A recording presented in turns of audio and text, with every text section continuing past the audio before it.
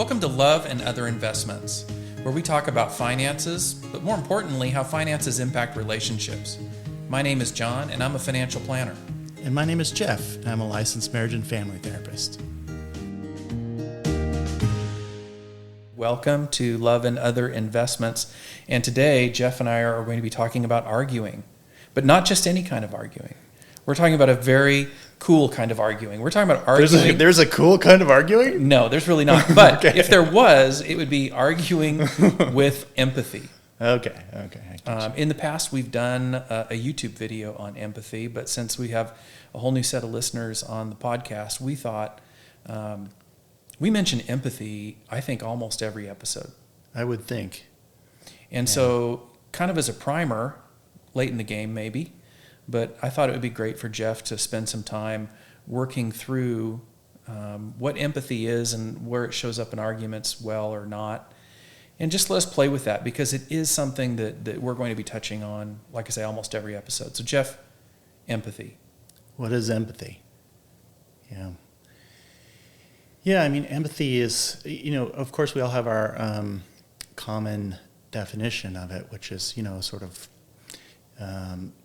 a way of understanding someone or with warmth, right? I think that's maybe a common definition of it, right? But I think it's a lot deeper and wider than that, especially in my profession. Empathy is a major portion of what I do in a day. But its practical application in relationships is incredibly important. And so I would say that empathy has some components. First of all, I think it's really important to start with an attitude of curiosity. So we're talking about empathy in arguments, so let's just dive in right there. Like a lot of people start arguments anticipating what the other person is going to say next. Well, I don't actually start an argument until I've practiced the whole thing in my head. Really? And I've won. And you won. Until I've worked with the Okay. 12 steps of what she's going to say and then what I'm going to say back. Really? And I look totally brilliant at the end. Actually, that's not the way it works, but that's the way I hope it works. Right. That's the fantasy in your head. How does that work out for you? Not very well. Yeah, I bet. But I'm betting I'm not the only person who has fantasy arguments. Oh, for sure. For sure.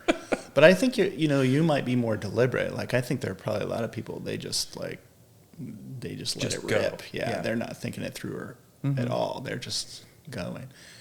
So I do think that empathy in arguments starts from a place of being conscious about having an attitude of curiosity.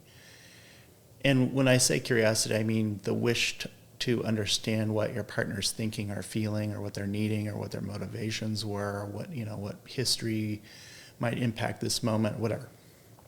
All kinds of details might be wrapped up, but understanding is the key. And, as I was mentioning a minute ago, like a lot of people in arguments have patterns, right? It's like a script or a narrative. You mean that they would repeat the same argument over and over? Yes. The subject might change, but the way the argument goes is a pattern that repeats itself over time. And you can, after a while, if you've been with someone for long enough, you'll actually get to know, you will have memorized the rhythm of the argument. Yes, their responses to certain things. And I bet they really appreciate it if you point that out to them. yeah, a lot. Yeah. And now's the moment when you then you say this. That always goes well. Right. But if you've ever had that experience, and probably most people have, then you implicitly understand that you are not starting from a place of curiosity. You're starting from a place of trying to predict what the other one's going to do next. And in fact, lots of people will say that while the other person is talking, giving their side of the experience, they're already thinking about their response to shut them down instead of listening to what they're saying. It's almost like we get into arguments in order to win the argument. Oh, definitely people want to argue in order to Wait, win. That wasn't Right. like some brand new thought in the history of the universe? That was not a brand new thought, no. Yes, people love to win. But of course, when you're winning, you're not winning, Yeah. Yeah. So, yeah, curiosity. Starting from a place of imagining that whatever it is that they have to say is meaningful and important. It is as meaningful as yours, your comments or your thoughts or your perspective of something. So it is a place of valuing their position.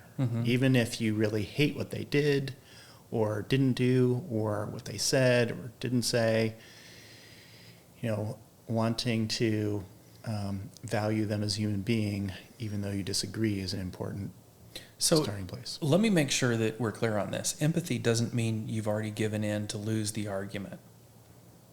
And I know I said a lot of weird things right there. Yeah. I think if your objective is to win and there is a loser, then really that argument has already been lost on both sides. So I wouldn't want to be starting an argument thinking there's got to be a winner and a loser. And empathy is surely one pathway, probably the largest pathway one has to prevent a win or a loss. Because the point of empathy in situations like this is to try to create some kind of a connection point with your partner. Look, an argument is a disconnection point, right? And whatever you feel about what your partner has done, that's just a signal. It's a warning, right? It's saying something went wrong. It's the check engine light. Yeah, we've disconnected. Right. That's exactly what it is, the check engine light.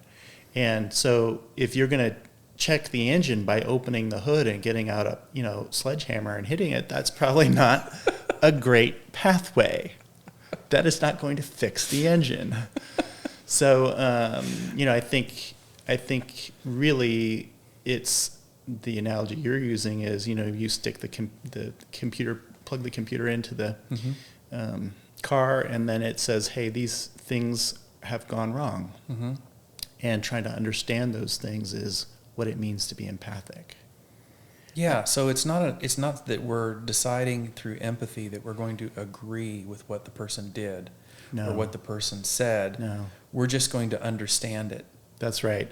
You do not need to agree with your partner just because you're being empathic. It does not mean that you negate your own experience. That's something else entirely. Empathy is understanding how someone else's mind works, how they think and feel, and what their motivation is, how they behave, not from your perspective, but as close as you can get to their perspective. So my mind works in a particular way, and I'm familiar with it. It's natural to me. But other people's minds don't work like my mind. And if I have the ability to imagine what it is that's going on inside their mind, I'm approaching empathy. And this is easy to do, right? Right. I sometimes say that this is a part of communication that's really not taught in school. Look, we in school we learn how to read, we learn how to write, and we learn how to speak. If you ever take a public speaking class, like in high school or college, you learn these three methods, reading, writing, and speaking. But what about listening? Did you ever have a class in high school or college on listening? I didn't have one until I was a graduate student in psychology. And as far as I know, psychology is the only field at the graduate level that teaches how to listen. So functionally, our culture is not taught in a regular way, like other subjects like math or whatever, how to listen. I think of the joke where, and someone's having a hard time understanding you because you don't speak their language, and so the person just gets louder, as if somehow that's going to overcome the language barrier. Yeah. And I think that's what we often do is, I need you to hear me, and all you're doing is arguing with me, so I'll get louder, and then I know that I'm going to at least be heard. Right. But it's not. It's not. No. So what is the goal of empathy when we start talking about arguments?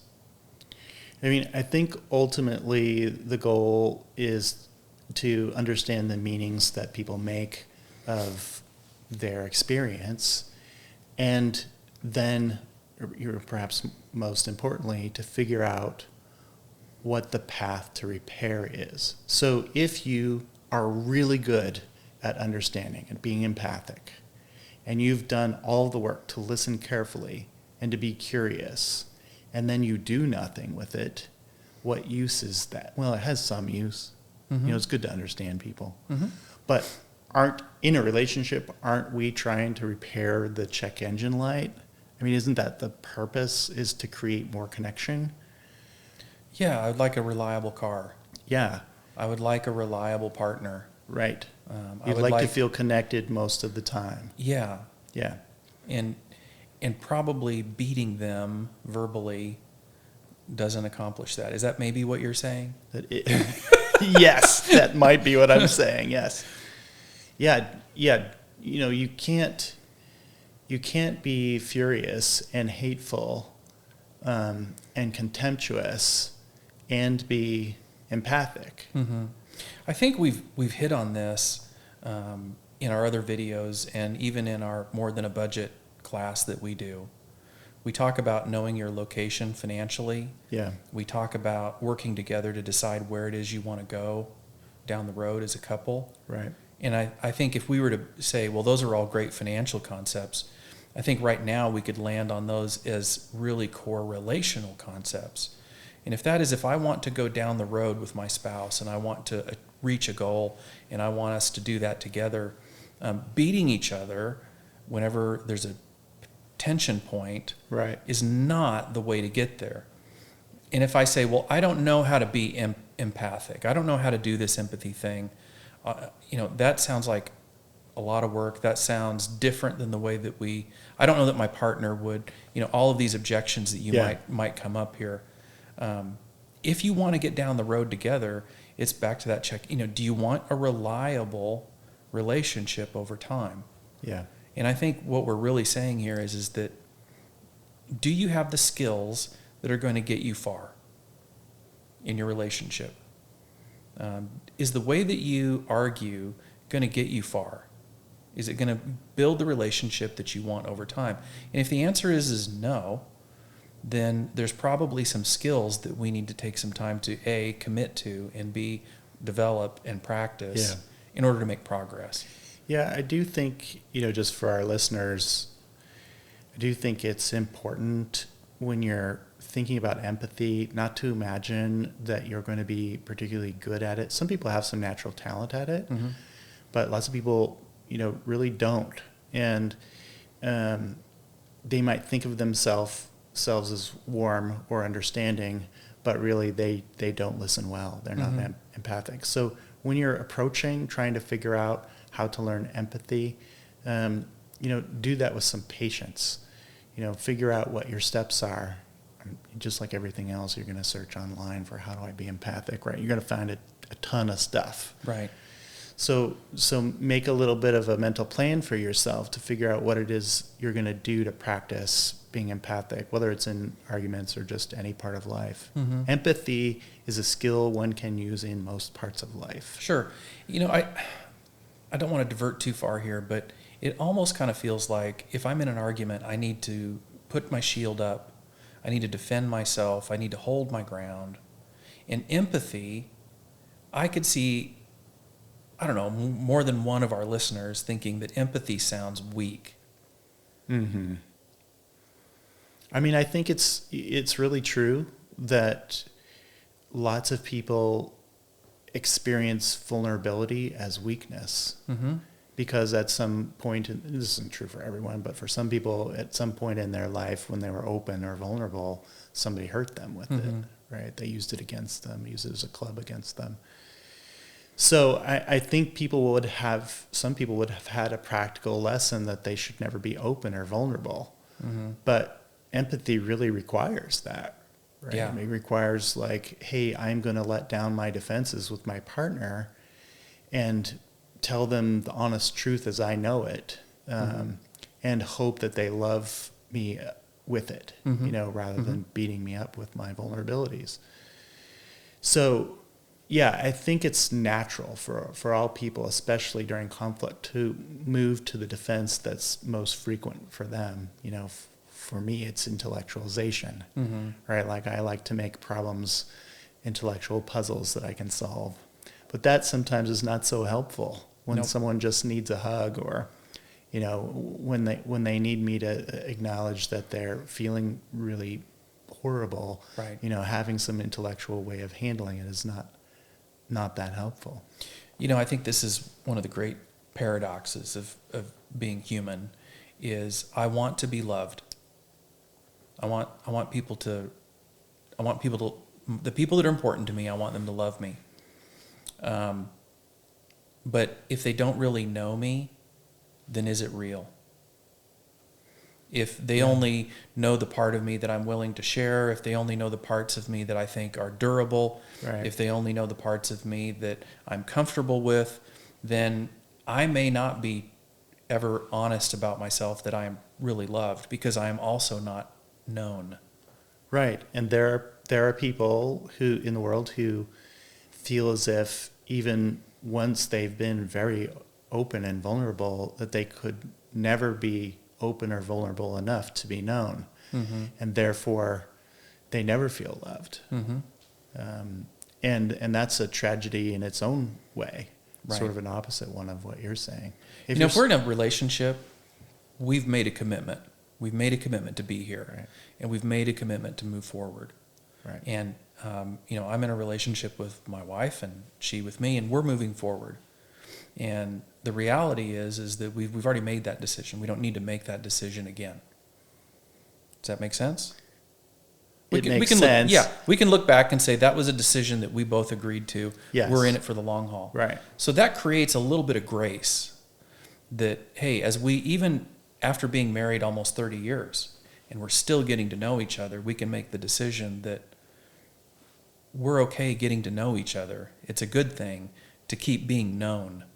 And to build that knowledge of each other through empathy, through listening, so that when we do have these arguments, we really do know where the other person is coming from, and we respect and love them. Right. Even when we disagree. Yeah. So ultimately, I think, one of the major purposes of empathy and argument is to create a space or an opening for repair. That's the bottom line. And I think that's what I want people to hear is, what we're attempting to do in relationship is make it so that when something has gone thanks for wrong, listening. Please leave us a review and follow us so you don't miss an episode. If you'd like to learn more about us, please visit relational-media.com.